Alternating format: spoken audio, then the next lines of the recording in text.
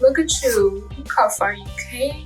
Look at your sleeves. Look at your details, your patches, your scraps. Look how far you came from scraps. Just being in the thrift store, neglected.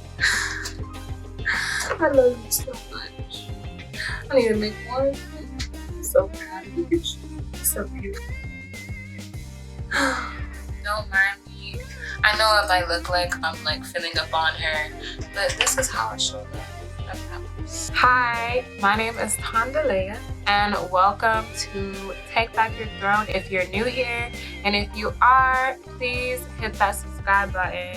I am so excited. I've been working on this project for a while, and yes, it was a process, but it is a beyond beautiful process. Now, I recorded this on my phone before I got my Sony A6400, so bear with me. Now, we're gonna get into the process of how I created this jacket.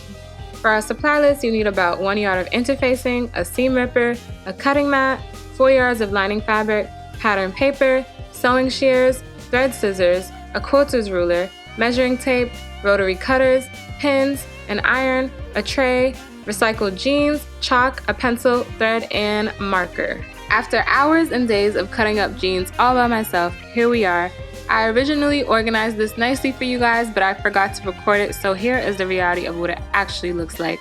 Make sure you have something to organize your pieces like these thrifted bamboo trays because it can get a lot messier. Also a tip, make sure you organize your pieces by shape, color, or size because it makes a tremendous amount of difference in your workflow efficiency when you place your patches on your pattern. And don't feel confined to cutting perfect little squares like I did.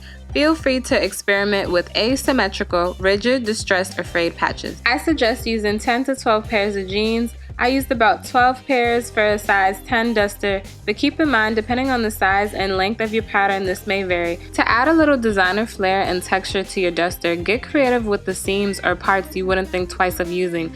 Trust me, you won't regret it. Now, here's the fun part. First up is our Bishp Sleeve. I already drafted the pattern since this design is so tedious, but if you would like me to make a video on how I did so, please comment below. Look at that sleeve coming along. Now we're gonna pin and sew. I used 1/4 inch seams. As you can see, I also double stitched my seams to secure it. You could also use a zigzag stitch or an overlock stitch or a serger for the seams as well. I opted out because my serger sometimes has a mind of her own and I just don't have the patience. There's our first little patchwork piece. I remember we were just jeans, now look at you. Also, you want to make sure you press out your seam so it doesn't look as crooked as mine does. Here's a tip. Make sure the intersections of the seams are facing the correct way or else they'll look bulky and we don't want that.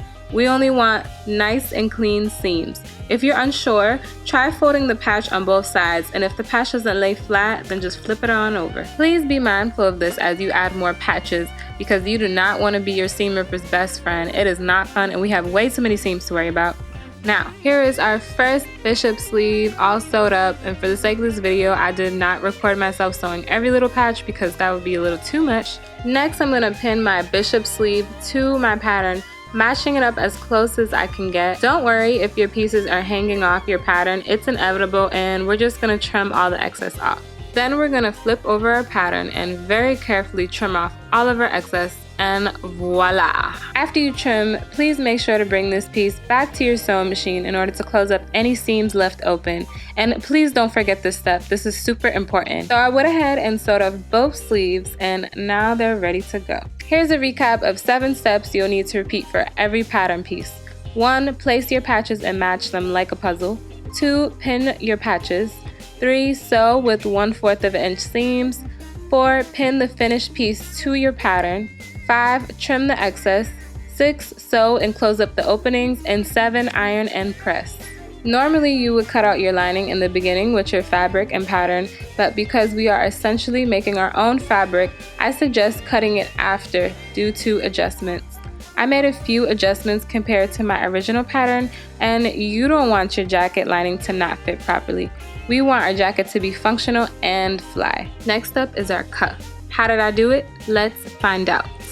Here I am placing my patches, you know the drill. I measured my cuff to be about 7 inches long, including a 1/2 inch seam allowance and 12 inches wide with the same seam allowance.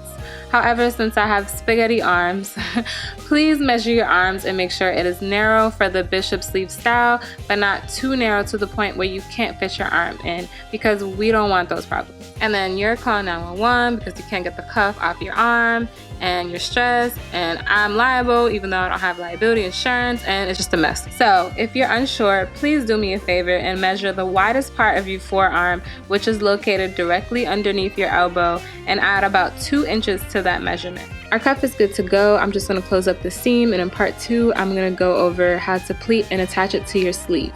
Hey Bodice, you looking good, girl. Now, show us that work. And you know the drill as you place your patches. And a quick tip, make sure you account for seam allowance as you do so, otherwise you'll come up a little short when you sew it all together. Looking good, now let's sew it together.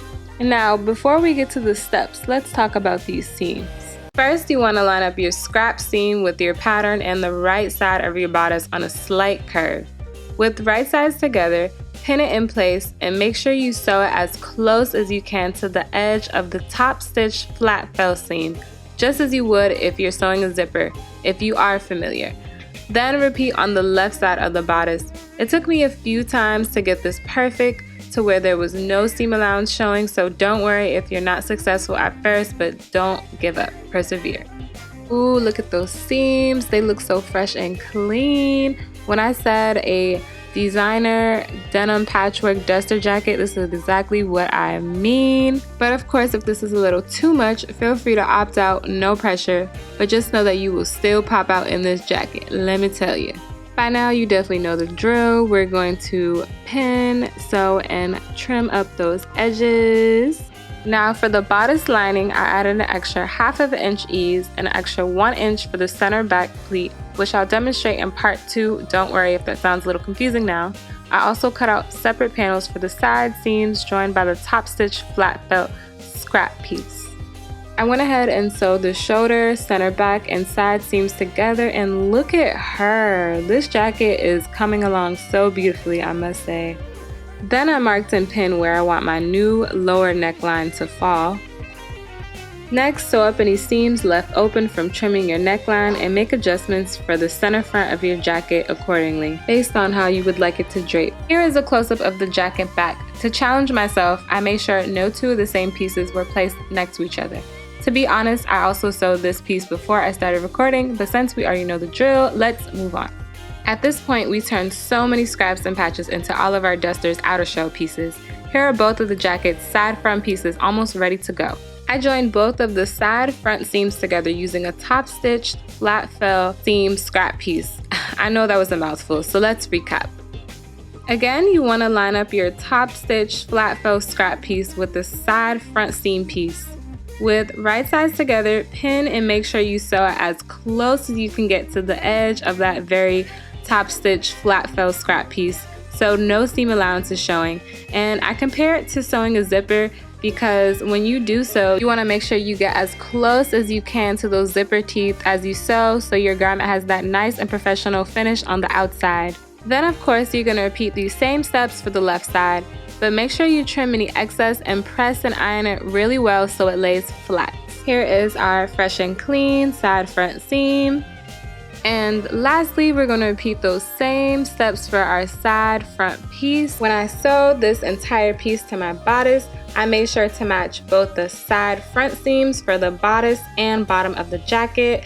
I'll admit it was a little tricky because I had to align it oh so perfectly, but in part 2 you'll see exactly how I managed to complete this designer denim patchwork duster jacket.